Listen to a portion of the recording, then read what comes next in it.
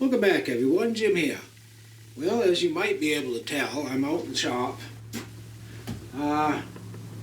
Obviously, Thanksgiving is next week, and got a little project I want to do that I've been putting off. It's probably about 45 degrees outside, and I'm dressed kind of warm because it's a little chilly. The project I'm going to be doing is a cutting board, which I've had this cutting board for some time. And it's a good sized cutting board. And it's probably about 1.5 inches thick. Pretty heavy. But there's no gravy trough. No drip trough. A trough that goes around it so that when you cut a turkey or you cut a bird, it kind of collects all the juice without it going over the edges and just going all over the place. So what I'd like to do is put a trough around this. There's a lot of videos that show how to do this, and I'm sure everybody has their own way of doing it. But what I'm going to do is got my handy dandy router, and of course the bit goes on right in the center, and this faceplate that's on here, if you have a bumper set up around the cutting board, it will ensure that your router bit stays on the board a certain distance from the edge, simply by following around your border and keeping this pressed against the border. So what I'm going to do first is I got to anchor the cutting board down, and I got to create my border. Once I've done that, I'll come back and I'll explain probably in 10 words or more just how I did it. Okay, so I'm just about ready to start. The first thing I had to do was anchor the cutting board down. You certainly don't want that thing moving, twitching all around, you know, while you're trying to cut your trough. And then what you need is a border set up high enough so that your router rides against the edge. And this makes sure that your router bit stays like, oh, I don't know, 1/2, 3/4 inch from the edge. Now the other thing that's important, and I saw this one video of somebody cutting a trough, and they were fighting their router because it kept wanting to walk back into the work. And in this particular video, they said they're doing all they can to hold it up against the border, but it keeps wanting to come out. Well, I think what they was doing wrong was they was pushing the router in the wrong direction. And there is a right and a wrong direction. The right direction, your bit, and I think I've tried to make a little drawing here. This is the direction you want your bit to travel in and move that way. Okay? That way, it'll pull itself into, here's your border on this edge, okay? That you're riding your router against. You want to make sure your router is turning in that direction and you're moving in that direction. And in that case, it'll hold your router up against the edge. If you were to go in the other direction, the router's going to try to walk out every time. And I think that's what they were doing wrong. I don't know, but that's just me. And maybe I'm blowing smoke, I don't know. But anyway, that's how I'm going to do it. I'm going around, I'm actually moving around my board in a clockwise direction. Now, I'll show you what I've done to the board. Okay, I don't think the pitch is perfect, but I think you'll get the idea. What I've got is up against the cutting board, all the way around, is I've got some boards screwed in, and that keeps the cutting board from wobbling, going anyplace. These outside boards, right here, going around the outside, are what will keep the router Here's the router base plate. This router base plate, going around this thing in a clockwise direction, I'll keep this up against the fence, and that'll make sure that I get a nice trough, straight trough all the way around. Now I'm going to try not to go too slow. I don't want to burn it. And I'm not going to take off a tremendous amount each time because I don't want to overwork the router. So it's kind of a trial and error thing. But like I say, if you go too slow, I think you'll burn it. And if you go too fast, it's not going to cut good. So it's all something you got to try to figure out. So anyway, here we go. And I'm using a Cove bit, in case anybody's wondering. It's a this particular bit actually is a Bosch. Let's see if I can get it in there. A Bosch, and it's a 3/4 inch Cove bit. And I've only got a minimal amount right now. Now, you want to try to put your bit down and move at the same time. You don't want to just plow straight down in. So, let's see if I can get all this to work for me.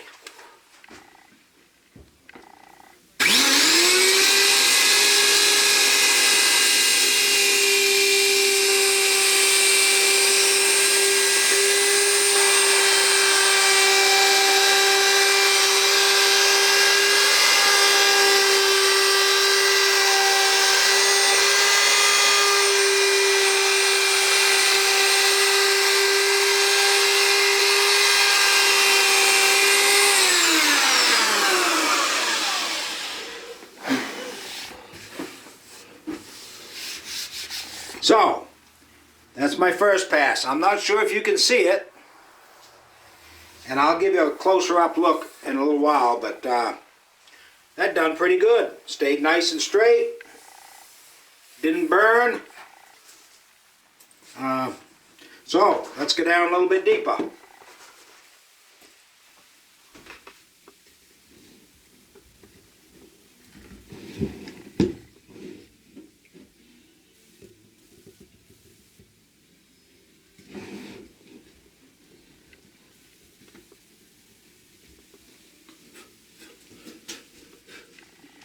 Right,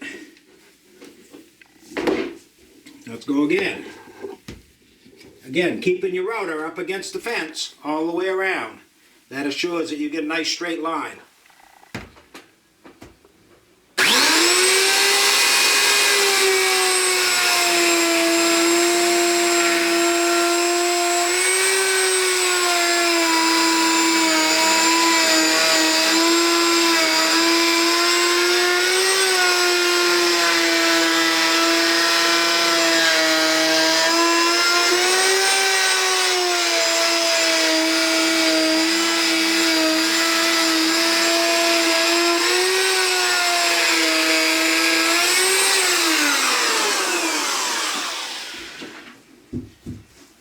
Alright, you can see it certainly makes a lot of chips.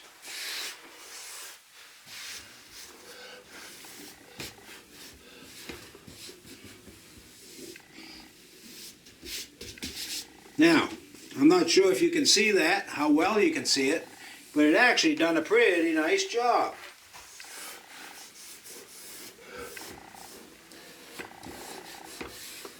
Yep, nice job. We'll see if we can clean it up a little bit.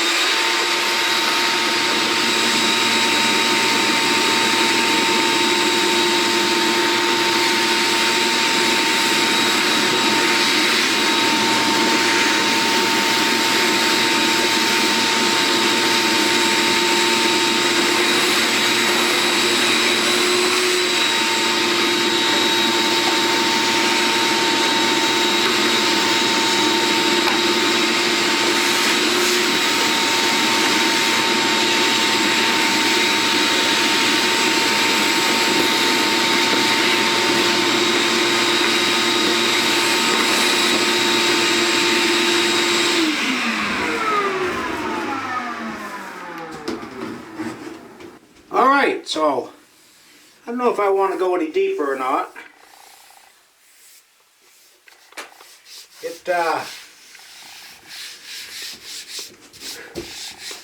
It might be good enough. Let me see if I can guess how far we are so far. It's actually not very deep. Well, I might try just a little bit more. I hope I'm not making a mistake.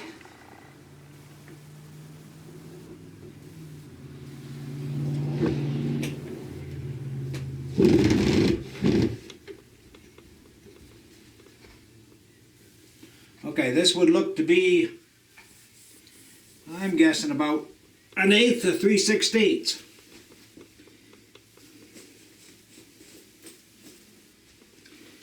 All right. Here we go, one more time.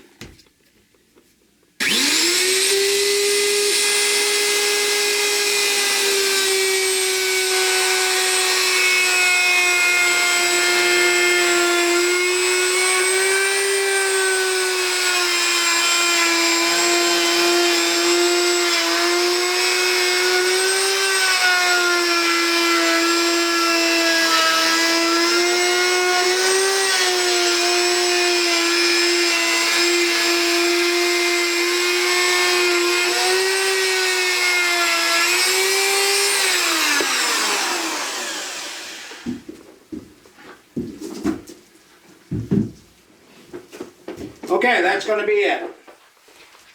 That's a nice trough. Of course, I've got all kind of chips all over the place.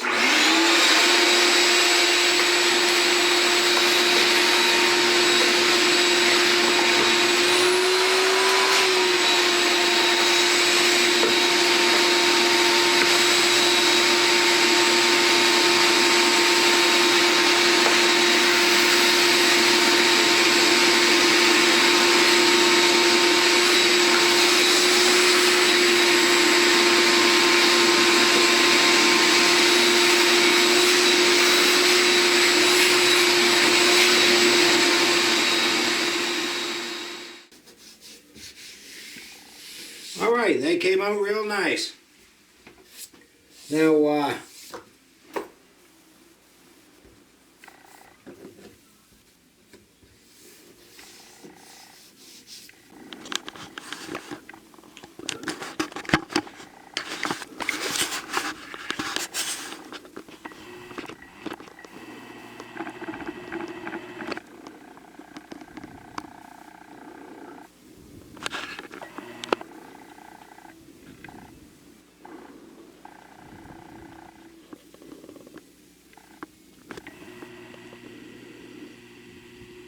a little bit of light sanding, and then I'll coat it with some food safe stain, and I think it'll be all ready to go. So anyway, hey, thanks for watching. I do appreciate it. If you learned anything, you know, give me a like and a subscribe. I always enjoy those. And you know, have fun with your router. This was something that I've been waiting to do probably for a year now. It's just been sitting in my shop, and I had a few minutes, so I said, let's get this done. So anyway, thanks again for watching, and I'll be back with more videos before you know it.